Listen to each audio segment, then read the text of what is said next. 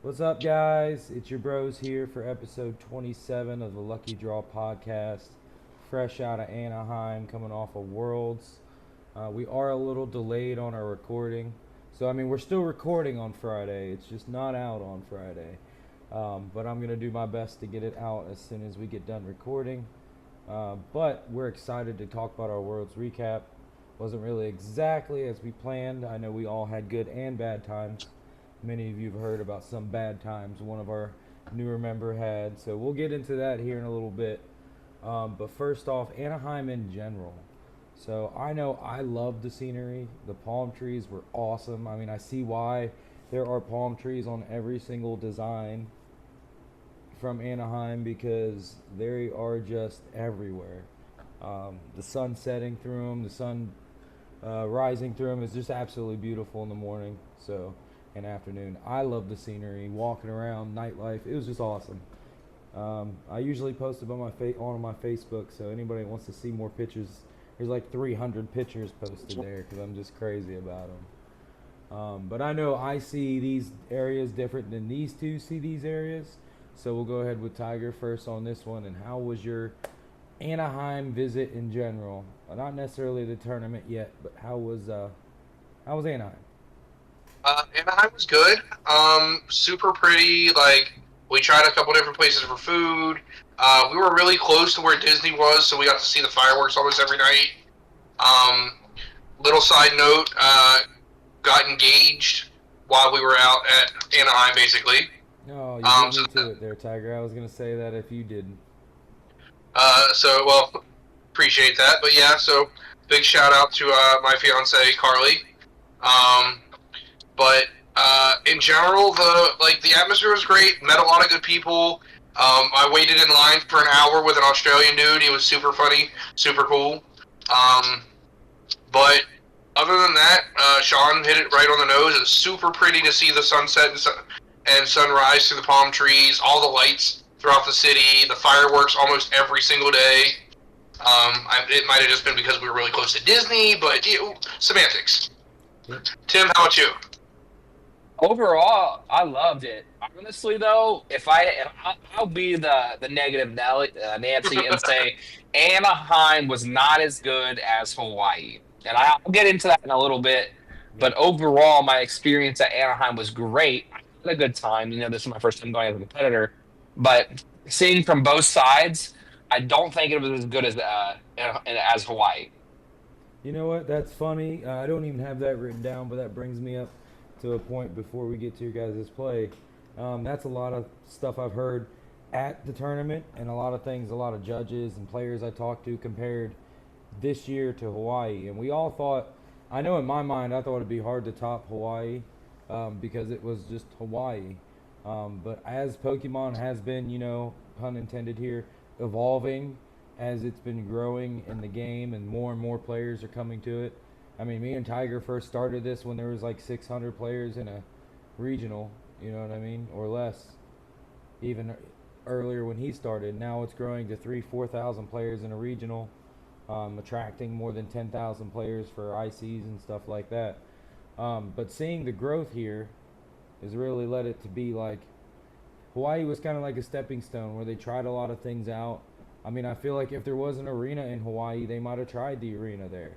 But it'll get on to my next point about Pokemon XP and everything coming up in San Francisco. I Yeah, and feel I like, think that's where the things I'll talk about yeah, Hawaii, yeah, I can exactly. talk about when we talk about XP. Yeah, I'm going to save a lot of that for when Tim has his points. I guarantee you we're probably along the same lines. I feel like they're just steadily stepping up. They're realizing what's going on. They're trying to adjust. And I can say this firsthand from being in Play Lab and watching the evolution of Play Lab throughout the last 2 years when I did have the chance to do it. But again, that stuff we'll talk about later. So you have a valid point there, Tim. Definitely valid point. But we're the bros. We're playing cards. That's the reason why we all formed a team. So let's go ahead about our play from Worlds. We'll start again with Tiger here. What deck you chose, what your record was, how it went, and feelings on your first Worlds invite. Both you guys. I chose Charizard. I made a couple last minute changes. Um, I am not mad about the changes. I think they are what helped me win the few matches that I did win. Charizard has a very bad matchup against Dragapult Dusknoir. The only 2 wins I got at the event were against Dragapult Dusknoir. My opponents were not ready for Bunky Dory plus Picnic Basket plus Turo. Just enough things to keep, and double TM Evo to just kind of coast through the Badulok. So that did help me a lot in that. I just kind of had bad RNG for the matchup roulette. I only saw 1 Goldango the whole day when it was 23% of the meta. I saw a Joltik box that had a 101 Charizard, double Baby Galvantula, and an Iron Leaves in it, and I just said, okay, I'm not supposed to beat this with Charizard. The Raging Bolt player that I hit, I Iono'd him to 1. He found Mew off of his Iono to 1. Restarted for 3, found Nestball. Nestball found him Fez. Fez for 3, that found him Energy Retrieval plus Sauna to be able to get 5 energies to KO the Charizard from an Iono to 1. So, I mean, sometimes things just happen. Yeah. But I'm excited. I was there. My goal was to just have a positive record, but I still ended up with a positive attitude, and I'm just going to go back again this coming year and do better. That's nice. Positive record with a positive, but ended with a positive attitude. I like that. I'm writing that down. Tim, what you got on Worlds? At least the good side before we go to the crazy. I'll go good side and then go into the gray side. So, the gray side. Because it ties into it. So I was not having a good day. I hit a lot of Dango, and I was playing. I felt like I was playing good, but like Tiger, I just feel like I teched out my deck wrong. Connor actually sent me his Cal Connor actually sent me his 60, and I changed 2 cards from it. And then this Cal Connor goes top 16. So when Cal Connor sends you a list, you just keep the 60. You should just go that way, because that's what I should have done. I was so gung-ho about needing Fluttermane that I cut things I probably shouldn't have. But man, I went 1-3 and then dropped. Because man, someone decided to steal my deck between rounds. So after round 4, I went over to just kind of walked around for a little bit because I had some time. And after that, I sat down. I had a really massive migraine. I tend to get really bad migraines when I'm getting really anxious.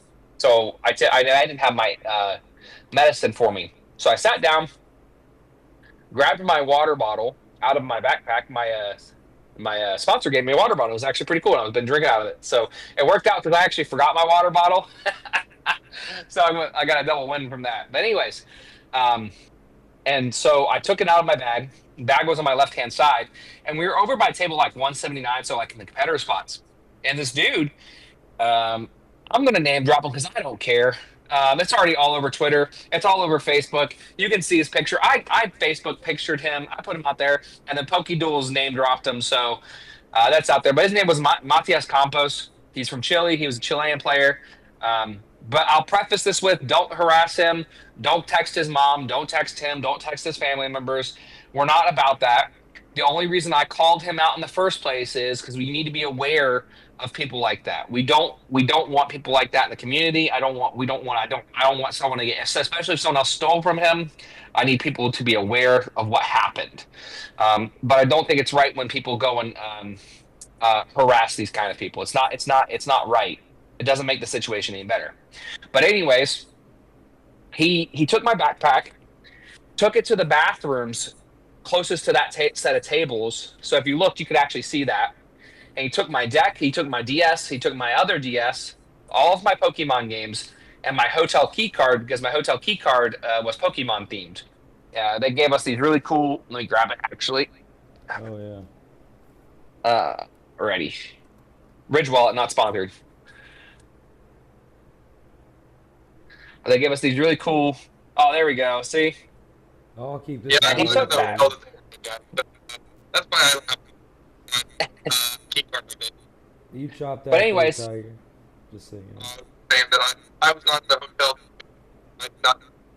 Full key I think card. it's your mic. Is this better? Yep. Yes. There you Okay. Yeah. But anyway, so go ahead, Tiger. Again, for the third time, I was Yeah. just not in the same hotel that they were in yet. That's why I don't have a full key card like that. Yeah, that's because we were awesome. He got sponsored by Pokemon to go there. My sponsor paid for my trip, so I was like, "Let's go." I'm gonna get the nicest hotel. Anyways, so we get there, and we get my backpack gets stolen. So I'm walking around this venue, and no offense to Shawn or any of the other judges that I interacted with, but like, man, I asked 4 different judges. I yelled for judge, like my backpack's stolen, and nothing. Zip, silence. Like these judges were not on it today for me. I was really frustrated. So then I was told, I finally got one. They're like, go to the hive to see if someone turned your deck in. And like, someone stole it, and no one's getting. I'm trying to get this point across that it was not lost, it was stolen. And then I go to security because they didn't have it there. So I went to security. Security's like, we ain't got it. Let's go look for it. Maybe you lost it. I'm like, no, it was stolen. Finally, someone called me. Some dude. I wish I knew his name off the top of my head. I don't. He found my backpack in the bathroom hanging up. So what happened was Matias took my backpack, went to the bathroom, took everything out, and left it hanging in the bathroom. And then he went in after Matias and found the backpack. And then for some reason, I had a notebook with my phone number in the backpack, which I didn't realize I did, but thank the Lord that I did, because that was in there. So after that, I was just really devastated. So I went over to I called one of my judge friends over. Her name's Anita. Anita was great. She helped me out when I was really having an emotional breakdown. I posted about it on Twitter, like, hey, if anybody sees this, someone stole it. I was really devastated. I was honestly about to quit because I was like, man. And then I hadn't even realized all my stuff was stolen. I just thought my deck and my playmat was stolen. And I was just like ready to be done. And then I guess about an hour or so later, I decided to call. I call the police. I call the police, and they come over, and they took it very seriously. I really appreciate it. And then they checked my report, all of that. And that's when I realized all the other stuff was stolen as well. So then, about a half an hour later, they sent me a really blurry photo of this guy. And I was like, they're like, hey, is this the guy who gave you your backpack? I was like, no, that's not him. That's somebody else. And in the photo, you could see my backpack in I still have the tags from when I bought the bag. I never tore them off because they're really bright. They're real bright orange. It's like, I'm never going to tear that off because it'll make it easier to spot. And it did. So anyways, I'm like, I'm going to go find this dude. It's like 6:00. So he's had my backpack for 3 hours at this point.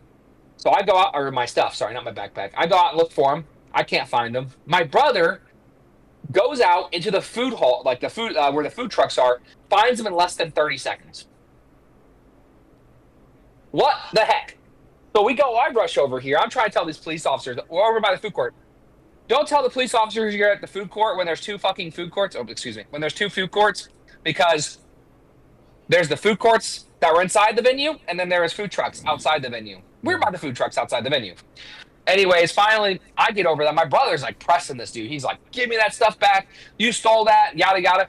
The dude is like, where's the DSs? And then he randomly pulls out one of the DSs like, oh, you talking about this? No, I bought this. I bought this for 200 pesos.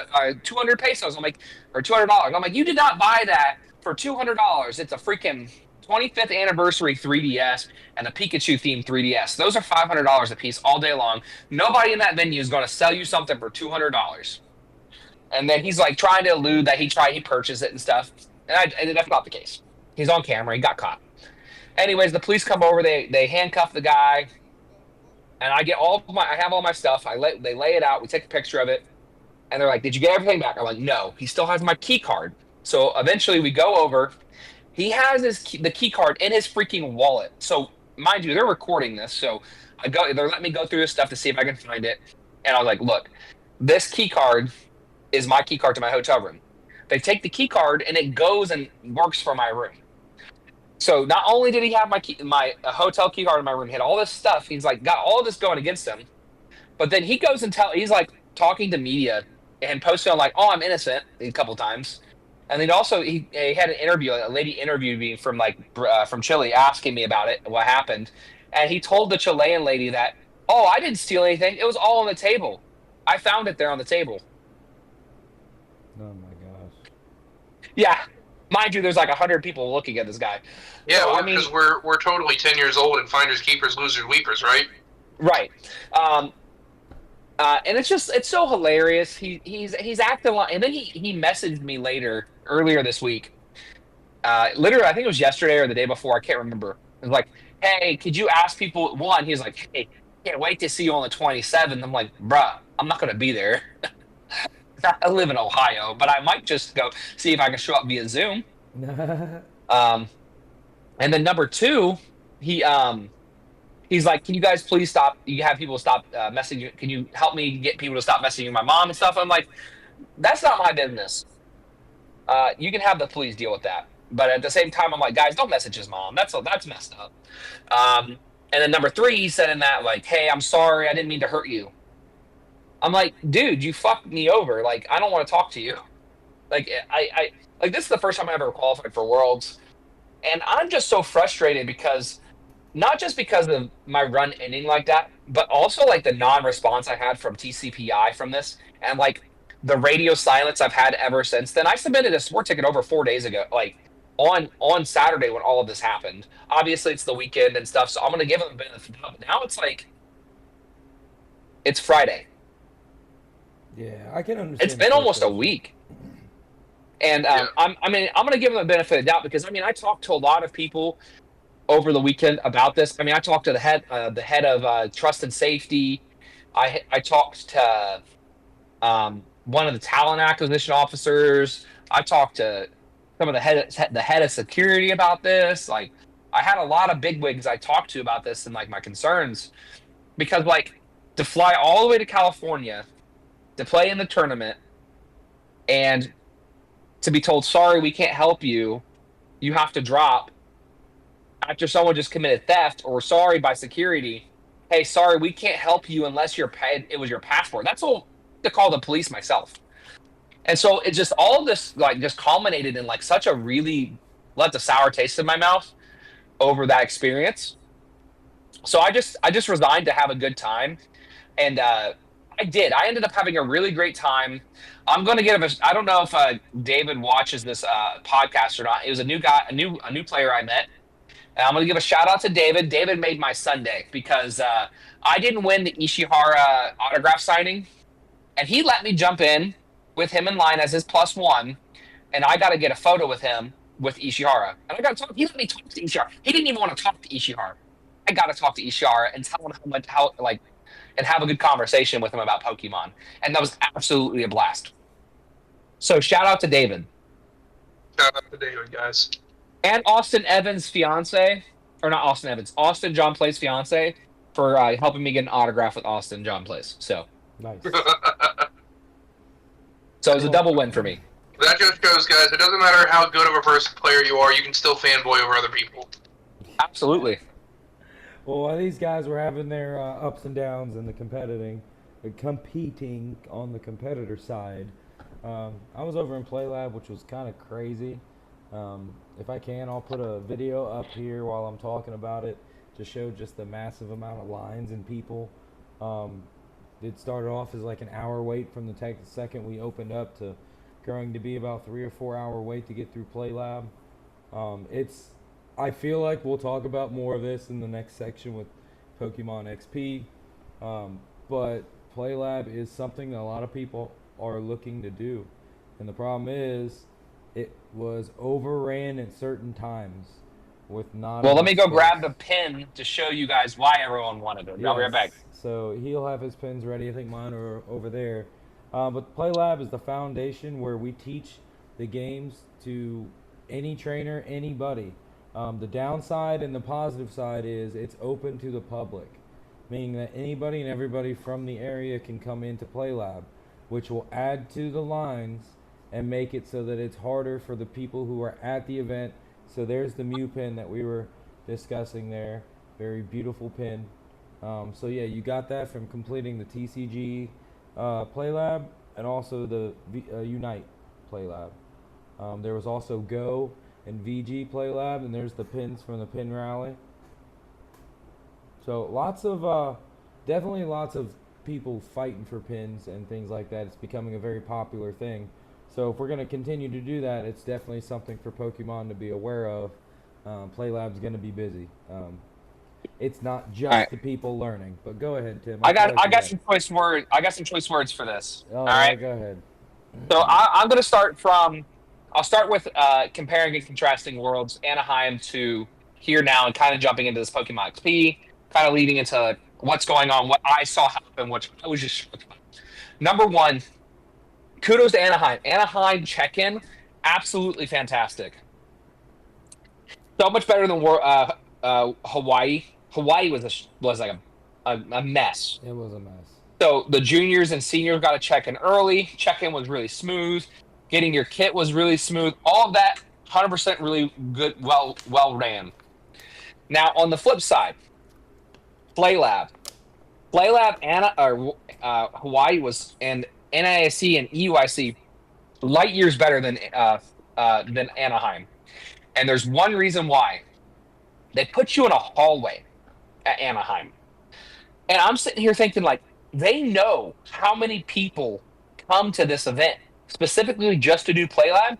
And then they put you on the pin, and they're going to have you in a hallway. You can line like 40. Like, for one, you had 2 sections for Unite, when usually they have 3 or 4. So now you're cutting your the pace of play down in half. Then for TCG, they had like 6 tables. So hold on. There's 2, 4, 6, 8, 10. There's 16 tables. It just looked For weird. TCG? Yeah, it did. It looked weird because it was in an L. Actually, it was, but still, that's still half what they had over at UIC and NAIC. They had 32 tables, maybe even 60. No, they had a lot more. 12 tables. My bad. 12 tables. So a third. They had like legitimately a third, and then BGC they had just as few. It was insane. And so they so the reason Hawaii was so good was because you did not need a spectator badge to do a lot of the fun things. They had that entire outside venue that made it really, really fun.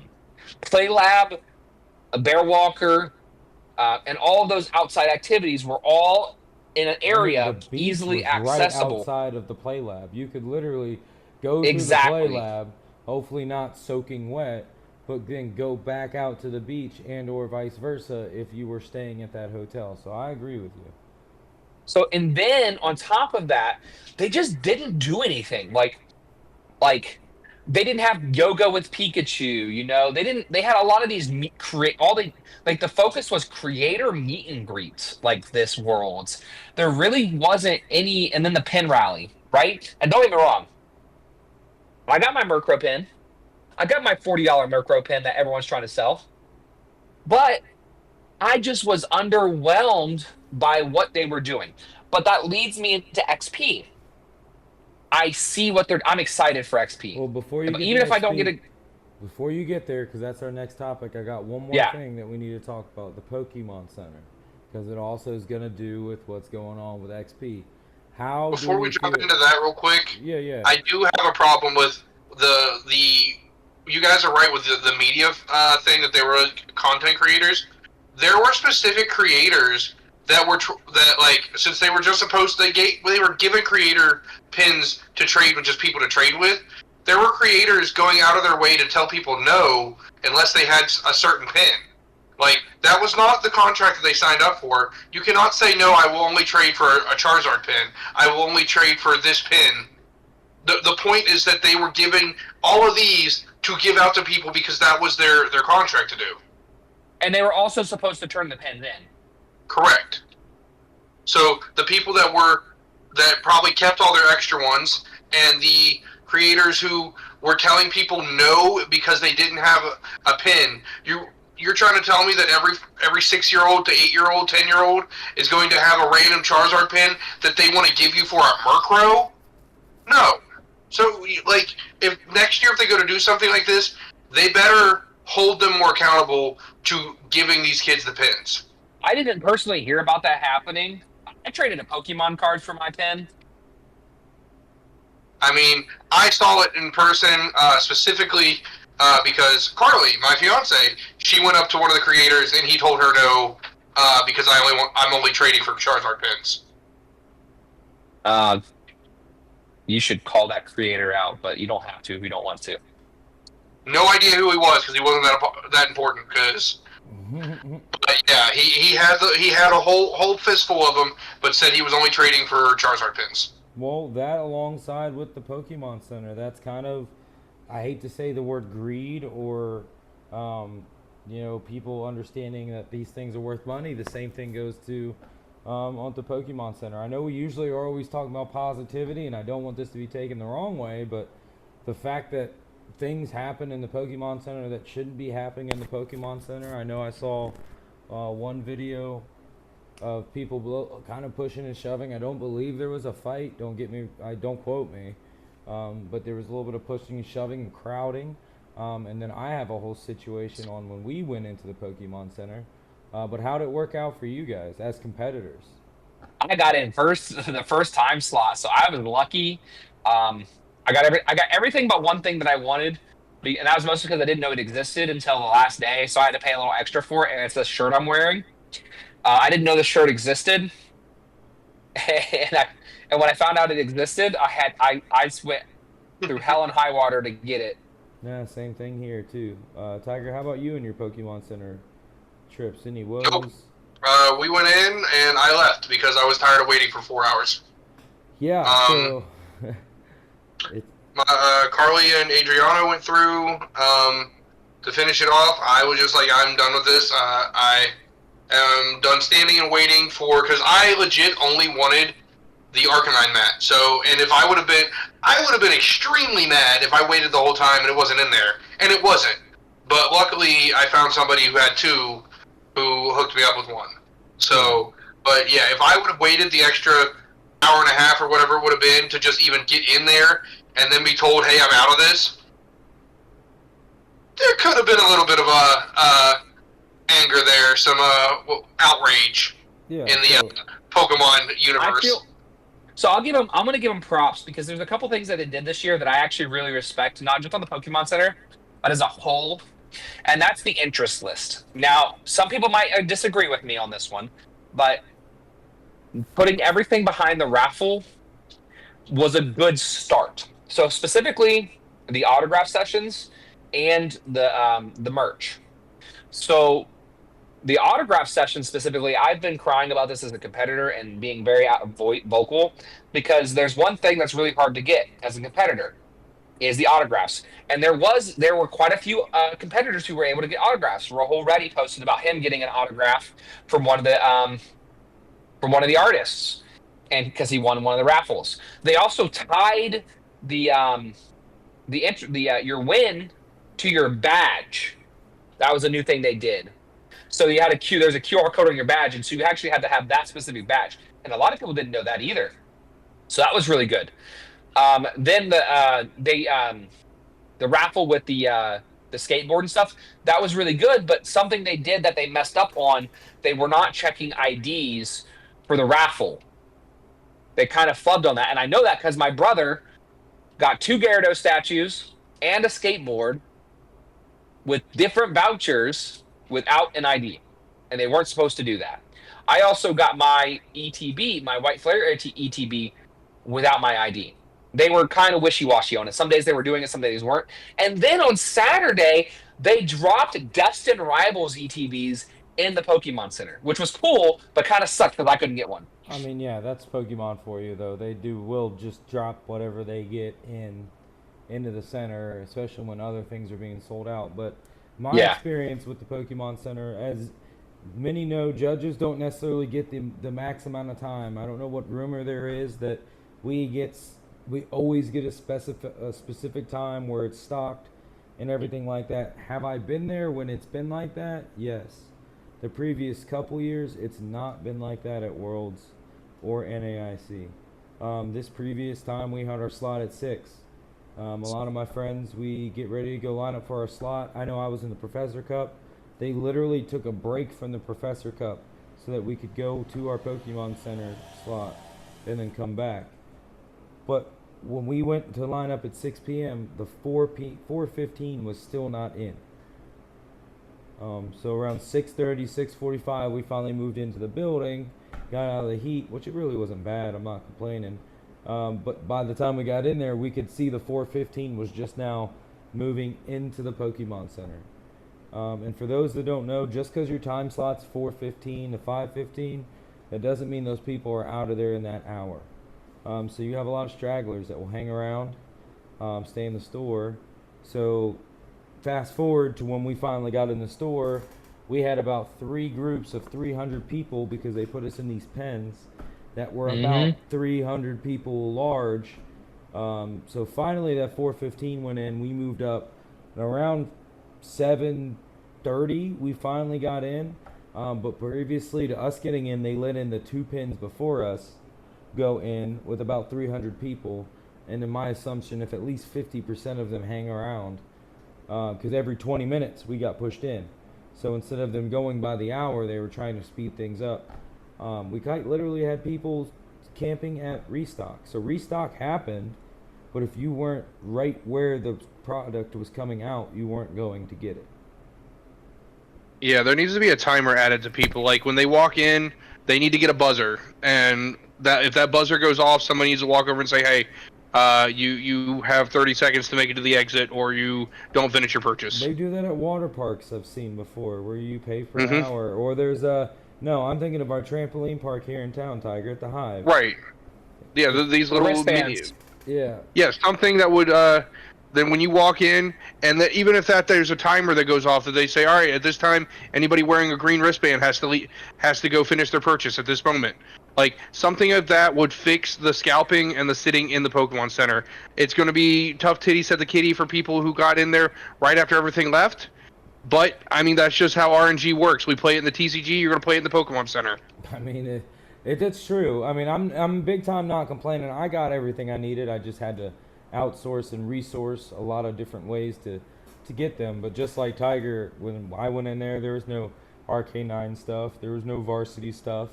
I mean, but I choose to pick socks and other smaller things. I got a tank top that I really like that I really haven't seen anybody else wearing that weekend. So I don't know if it wasn't that popular, but I like it.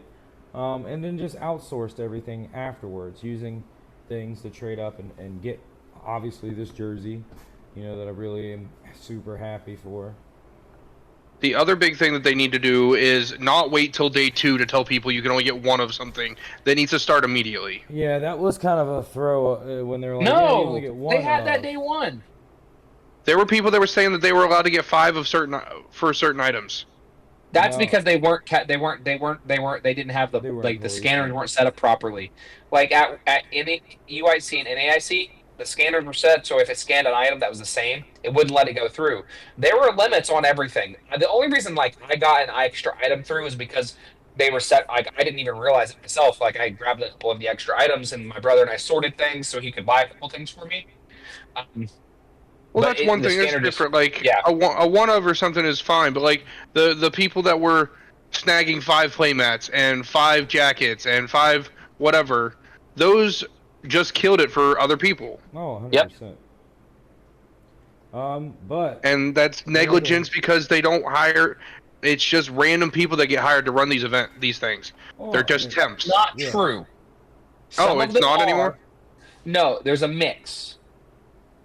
Pokemon does have their own events team that goes from event to event. But the large majority of the staff, the people checking out and stuff, they are a part of the same company that goes to a lot of these events. So even the people who ran who do your check-ins, right? That lady's done a lot of she said, I was talking to her, she's done a lot of these events. Yeah. So it's typically the same companies.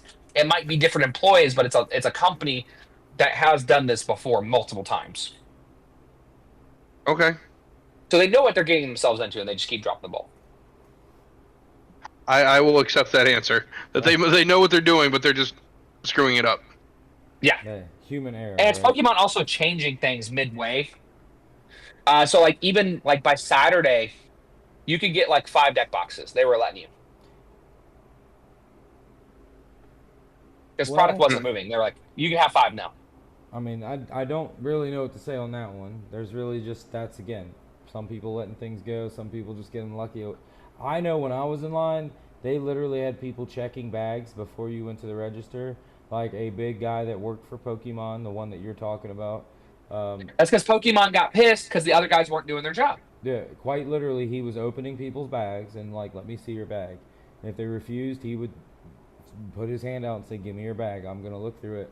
One guy was so scared that he quite literally started taking out multiples of these things, and handing them to him. So much that the guy had to go around and get 2 bags to put the stuff in. So I know they were doing it the first day, Thursday that I went in. What happens towards the end of the week, it's hard to tell. But Pokemon XP, I think, is out to fix that. So what I'm going to do here, Yeah. before we start talking about it, I do have it up on another screen. So I know you guys won't see it, but I'm going to hop over to it so all the viewers can see it. So, boom. So right now we're in a little corner. We got Pokemon XP here on the website, PokemonXP.com. It's quite simple to find. Dates being August 28th to August 30th. So a little bit later in August next year for Worlds, because this is ran alongside the World Tournament, World Championship Series. So there's a trailer. We're not going to watch that. These guys can't see it, so it's kind of pointless to sit here for 2 minutes and stare at a screen. But we Now, with that going later, I wonder if that means that first regional of the next season will be later as well, or if it'll be like, all right, cool, here's Worlds, go back, get set, and go to your next regional. It's very odd that Pokemon Worlds is later in the year. Yeah, so reading this right here, just to paraphrase exactly what they said, 2 incredible events, 1 unforgettable weekend. Pokemon XP brings an expansive selection of Pokemon experiences, partners together in one place. Join the celebration of community, all things Pokemon, panels, workshops, special guests, exclusive merchandise, and much more. This will take place at the same time as the 2026 Pokemon World Championships in San Francisco, so Bay Area. And I'm sure that's going to be a lot of other things going on. Right up below it, it says, vying to compete. It's showing people how they can get to the World Championship season is just upon us. So anybody out there that wants to try, now is the time.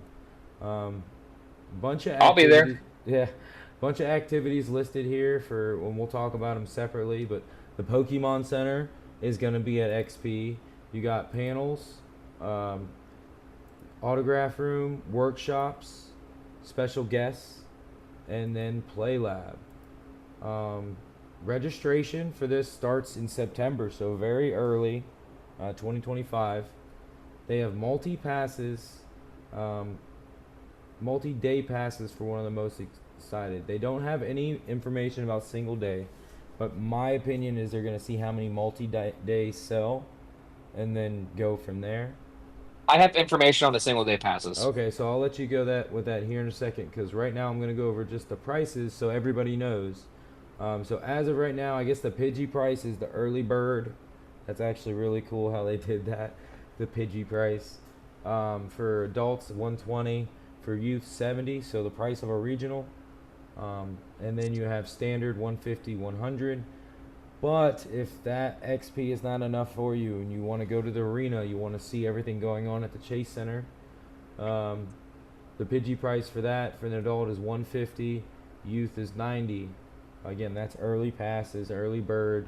So expect if you don't make a decision early on or you don't get it right away, it'll be about $180 for the arena pass and multi-day, and $120 for youth. So go ahead, Tim, with your single day. What's your tidbit on that? They're gonna release them later next year. Okay. Also, How do we- I don't know how it's gonna be bought or anything like that. I just know it's later next year. Now, do we know anything about competitors? Are they going to be able to just everything's included for a competitor, or is the XP experience, is that including the arena though? So, from my understanding, from talking to some guys at TCPI, and again, take this with a grain of salt, the competitor badge acts as the expo badge, essentially. So you'll have the same access level as someone who has a multi, just like it is now, essentially. So I don't know how many cons. I know Tiger. I don't think you've been to too many cons like Gen Con PAX. I've never Tim. been to one. So I've Not to those type of cons, but I've been to cons. yeah. With PlayLab, I've been to Gen Con and PAX a couple years. This is very reminiscent of a convention-like style that's specifically for Pokemon. I really do That's like. exactly. Yeah, I really do like how they're taking all the fun stuff that we do like about the tournaments and taking it outside of the main event and then putting it in its own area. The bigger thing, the overhead thing that I got written down is now that means that PlayLab and Pokemon Center will be restricted to people who have the passes. I don't know. No, we don't know that yet. We're not sure about PlayLab and Pokemon Center, but my thought ahead of time is that those would still be functions that could only be accessed by the pass. My question there, would that alleviate a lot of those issues with PlayLab and the Pokemon Center? Depends on how many they sell. They need to make PlayLab bigger, and they need to make the Pokemon Center bigger. Or two separate Pokemon Centers, one for competitors, one for the general public. Listen, that Pokemon Center was huge. I don't think they need It was, to and it needs to be. Center. I actually met the creator who designed the entire Pokemon Center. Nice. Yeah. I definitely think that maybe they could just competitors, like how they do casters, they just get like an early access. Like competitors should just be able to get an early access day, like because that way we don't have to fight anybody. Just like the casters go in and do their pictures of them getting their stuff they want. Competitors should be able to be like a first time slot. For the first handful of time spots should be allotted to competitors. I can agree with that. I mean, So at that point, I actually they can have restock I have some after more you guys insight on leave. that. Go Okay. ahead. I have some more. So the whole so this comes from the head of the Pokemon Center. Her name is Cindy. Cindy is an amazing lady.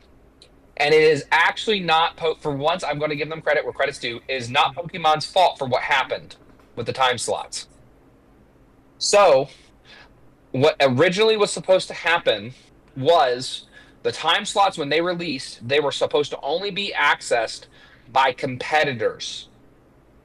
Anyone with a competitor email was supposed to be able to sign up and get their things done. Then they would release to spectators, then general public. Wait While dropped the ball hard. They shadow dropped it when they weren't supposed to. From there, they just messed up the whole rollout. Well, if it gets fixed, then that's cool. Right, but so originally competitors were supposed to have the pick of their time slot. Plain and simple. But back to your point on the competitors getting access to the XP, I do think that's a transferable thing. I think if you are competing, you should get arena access. Well, they said the passes are refundable. Yeah, so that way if you in the fine print, it says for media. There's a fine print like, hey, if you get a media pass, this will get refunded. Blah blah blah for anybody, judges and even competitors. Yeah. Okay, so I guess the one question that we'll have to wait to find out is, do we get arena access as well? If they're counting on 95% of competitors to have the ability to go into the arena, do they have to just exclude that from how many arena passes they can sell? I mean, have you seen Chase Arena? I was gonna say, from what I understand, it sounds like you guys are playing in the arena. Hypothetically, I'm assuming you guys make it. We'll be there. We're going to work just as hard. But if you do make it, I assume you guys are playing in the arena itself. Like the players will just be in the arena. Gotcha. That's my assumption from how that video looked on YouTube, the trailer. If you haven't, I guess that makes sense. So like then XP is this thing, and then if you want to pay extra to go sit and watch in the thing, but they will probably have the stream at the XP area for people to watch. Yeah, it seems like the arena is going to be a competitor only zone. Exactly. So you guys would have your passes that have those numbers on it that would say how far you'd be able to go, or have a certain symbol, maybe competitor, maybe a battle thing on it. I don't know. But my idea is, if you look at Anaheim and you take the arena they played the finals in, and you, instead of the other thing where you guys played and had the sides and the vendors and everything else, the meet and greet, take you out of it and literally put you in the arena the whole time. That's essentially what we're looking at. I can get behind that. That makes sense when you say it out loud. Like, it just wasn't clicking until I heard it. Now, I could be wrong, but that's what I'm taking from looking at that trailer when they say there's going to be 2 events, 2 locations, same area. You know, that's the only way it makes feasible. Life water, stay hydrated. The only way it makes sense to me is that they're going to take the competitors, put them in the arena, have everything you need in the arena. Now, I don't know what that means with, like, vendors and extra sleeves and stuff, extra cards. You know, that's something you might have to figure out. Yeah, I do hope that the merchants. Well, I hope that they open up the merchants a day early, because like that was really, really bad that they didn't let competitors have any time to go get last minute bling or just get a chance to go to the merchants. By the time I got to the merchants, every single card I looked for was already sold out. Like, it's because we were playing. Well, yeah, I mean... Did you get your PSA Shiny Gyarados magazine? No. I did not get that. I didn't even know that was a thing.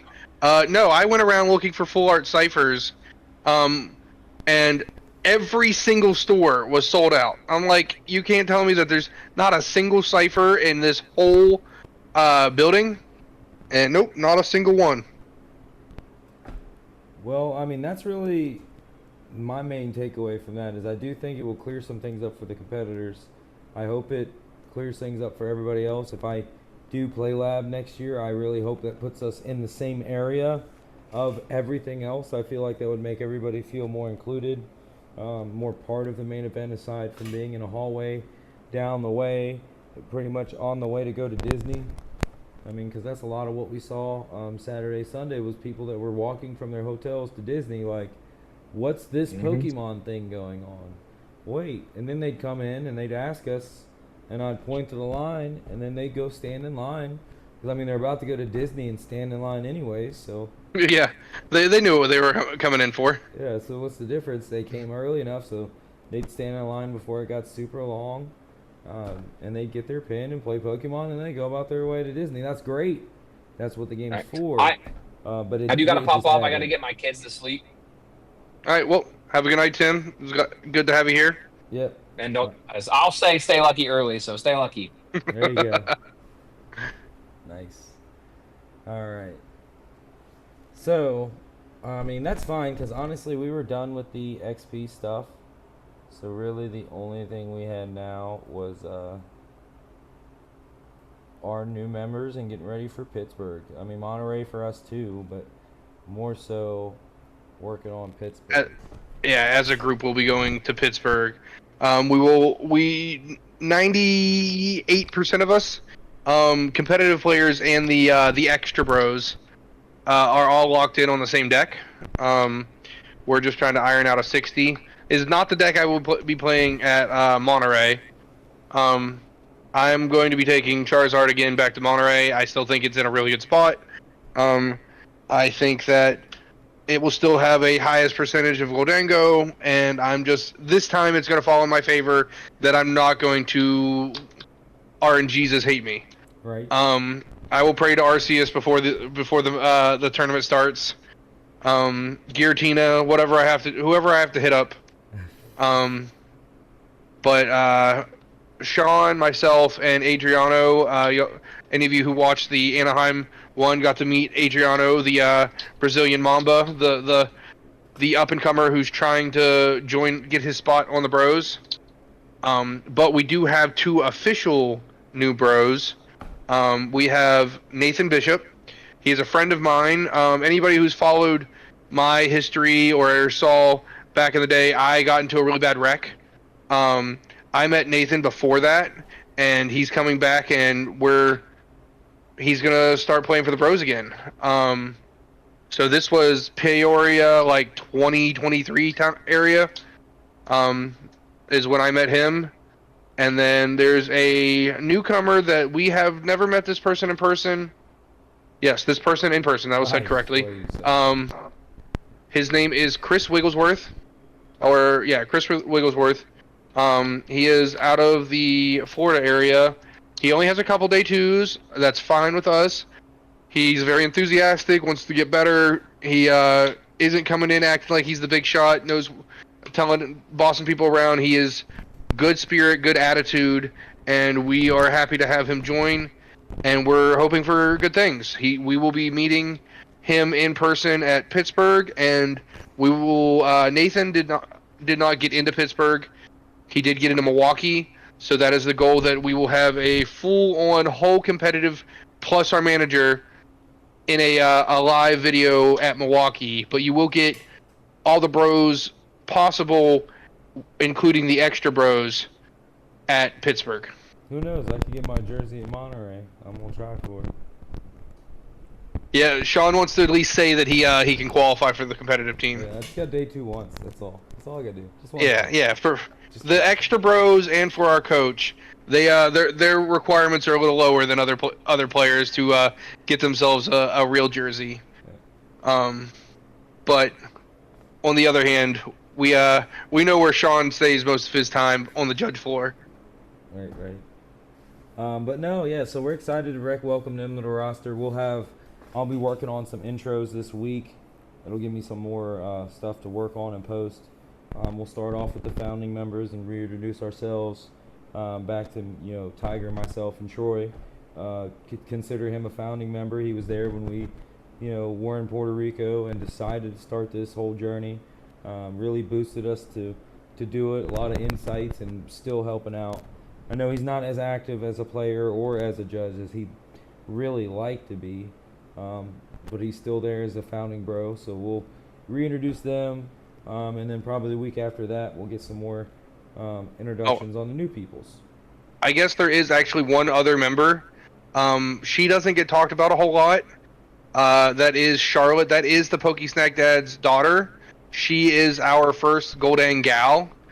She did get a top 8 at Puerto Rico, so that does get her into being qualified to be the first junior. Well, now she's technically a senior. She was a junior when she did it, but she is our first Goldang gal on the team as well. Yeah, so I mean, not to leave her out, I guess, just really, we haven't focused on that side of the game in a while. I know there for a bit, Tiger was coaching a lot of juniors, but then Worlds kind of came up and stuff like that. I'm sure we'll pick that back up. His coaching service is always available, and who knows, maybe we'll find some more Goldang bros in the juniors and seniors division, and get some representatives there as well. Yeah, I do apologize, guys, if this is a little bit of on my fault of why we're a little behind. We are in the process of moving to South Carolina, so if there's any South Carolina players or North Carolina players that know of good spots, be sure to put them in the comments. Let us know, so that way I know where to go play when I move down there. But that may put a slight damper into some of the times of us getting things out on a Friday versus a Saturday, just because of us traveling back and forth from West Virginia to South Carolina. Yeah, I mean, we'll hope to iron out all the issues as we make this transition, but same thing with the tournaments. It was kind of pushed back because of World's travel and stuff like that, where actually I'm running the tournament right now, which I'm pretty sure the round's just about to end. I need to... Also, guys, Shawn will be going with us to South Carolina as well. He's trying to put his foot in the door where it's a little warmer. He's more of a night owl that likes the heat, so we're nowhere better than Myrtle Beach. Right. So we're gonna try and do some stuff there. I mean, the idea is to open up a game store so that we can do the same thing we've been doing, except for share it with the world there. I know a lot of people say seasonal and stuff like that because of Myrtle Beach, but to be honest, winter season is when a lot of tournaments we can push hard on the Pokemon, and in the summer months, spring months, we can work harder on the store itself. We want to be that place that people can come to and just have fun. You know what I mean? Play their board games, drink some coffee. Almost 24 hours, and by that I mean we'll be open till like 2 or something, so that way we can close, clean up, and get ready for breakfast, and then get started right all over again. Still all in the works, but that's the dream goal right there. Little side note fact to hit onto your I know this random fact about XYZ player. I have a culinary degree, so I'm not just cooking up decks in the kitchen. I'm cooking up food. Yeah, there you go. And that will be one of the things. If anybody ends up coming down there over the next year or so, while we're getting our coffee and card shop set up, you will be able to try some of our nerd themed coffees and food that I will have designed.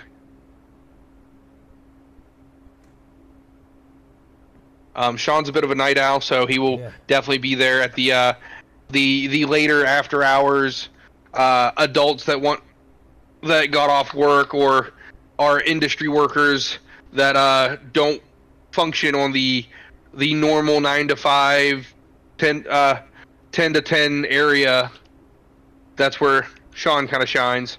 If you were to ask him what time he would want to wake up, it probably never, but because he doesn't want to go to sleep.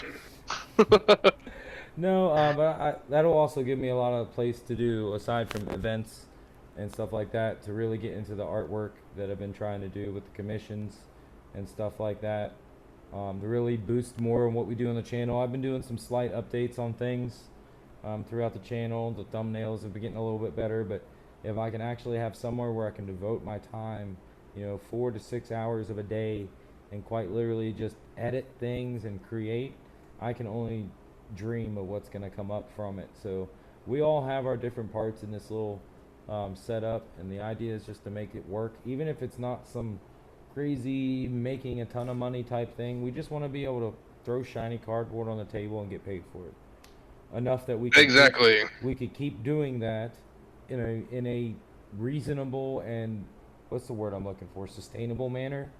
Nothing that needs to be some crazy this and that. It's fun to travel, but we don't need to be the Donald Trump or the what's Elon Musk or Jeff Bezos of the Pokemon of the nerd realm of card shops. We're cool just being your Mr. Rogers, your friendly neighborhood card shop. Yeah, so that's the idea there. But back to Monterey and Pittsburgh.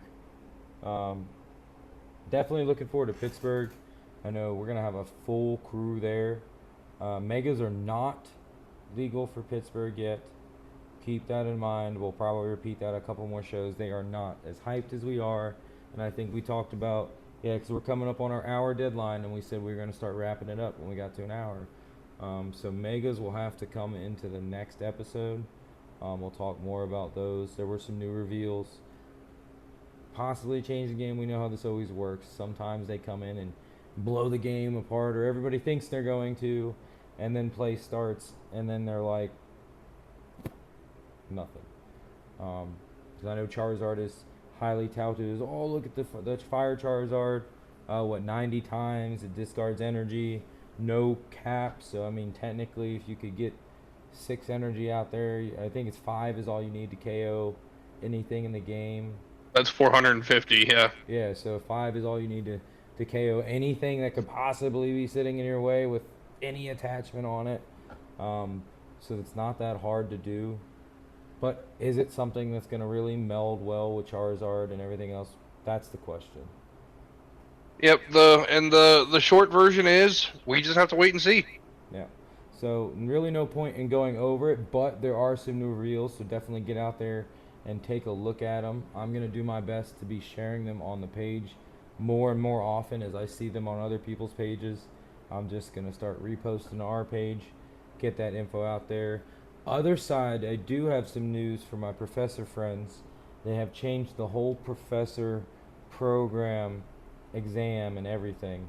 So now it's more of a skill tree. So make sure you get on and get access to professor communications, because if you don't, you're not going to be able to continue doing things and working towards a higher level. We'll cover more of that in another episode, because I still need to look and dive a little more into it. We can't even do any of the tests for us existing professors for a couple more days. It's the 22nd? So yeah, we got 4 more days before I can take my stage 1, what's equivalent to my stage 1 test to put me back to where I was. Well, technically I was ready for stage 2. I was about to put in for it, Wasn't quite ready for the actual test itself and the answers. I felt like after this season I would be, and then they went and changed the whole program on me. So even though now I am ready to answer those questions and I would feel completely confident in whatever answer they threw at me, I don't get that option until I work through some more certifications first. So, I mean, go ahead. I was gonna say that that just means that our judges are going to be more qualified to actually be on the floor and doing what they're supposed to. We're not just going to have every Joe Schmo who has a power trip that this is their first regional they've ever been to. You actually have to be qualified to come out now, guys. So kudos to you when you actually get qualified and go out there. There are a lot of judges out there that I'm super big fan of. Shawn, of course, he's my local judge, best friend, and everything else. Then there's people like Aaron McCann, one of my favorite people I've ever met at a regional as a judge. Those are the people that we want to see more of, and I hope that you judges aspire to be as good as these ones are. Well, we appreciate it. But yeah, I guess that's a perfect thing to end on. I feel like we covered a good bit of stuff from Worlds. Tim was here for his whole debacle at Worlds, so my takeaway there is watch your stuff, people. Do not leave your bag out of sight when you're around thousands of people. Put it around the front of you if you need to. I don't know. Even 1,000 Pokemon players, there's one bad Thievul. Well, I put a post out there, and I stand by it. 95% of the community would just look at that bag and turn away. But the other 5%, and that may grow to be like 10% or whatever, like more. 5% of people ruin it for everybody else, but most people in the community would just be like, oh crap, somebody left their bag. But I didn't get to say this when Tim was talking either. We judges don't really have a lot of say when it comes to lost stuff like that. When it's a regional and Gaming Gen is doing it, or Overload back in the day, or Day 2 running a regional, we have a lot more say on what we can do with a lost deck.